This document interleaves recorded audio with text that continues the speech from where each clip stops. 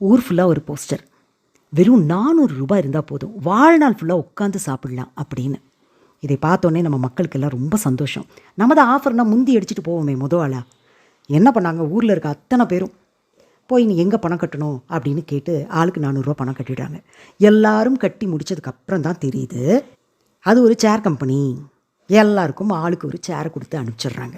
அவங்க சொன்னது நிஜம்தான். அந்த சேர் அவங்களோட வாழ்நாள் ஃபுல்லாக தாங்குமா, அதில் உட்காந்து சாப்பிட்லாமா அப்படின்னு சொல்லி அவங்க கொடுத்துட்றாங்க. இவங்களால வேறு ஒன்றும் பண்ண முடியல. என்ன பண்ணுறது, பணம் தான் கட்டியாச்சு, பணத்தை திருப்பி வாங்க முடியாது. அதனால் கம்முன்னு சேராவது மிச்சம் அப்படின்னு சொல்லிட்டு சேரை வாங்கிட்டு கிளம்பிடுறாங்க. ஆஃபர்னு சொன்னால் முந்தி அடிச்சுட்டு போகிறது, ஆஃபர்னு ஏதாவது லிங்க் வந்தால் எல்லாருக்கும் ஷேர் பண்ணுறது, எல்லாரும் லிங்கை தொட்டு ஏமாறுறது, இன்னும் எவ்வளோ நாளைக்கு நம்ம இப்படியே இருப்போங்க? நமக்கு ஃப்ரீயாக கொடுக்கறக்கு அவன் என்ன நமக்கு மாமனா மச்சானா அங்காளியா பங்காளியாங்க? எவனும் சும்மா தரமாட்டான். அவனுக்கு லாபம் இருக்கிற வேலையைத்தான் அவன் செய்வான்.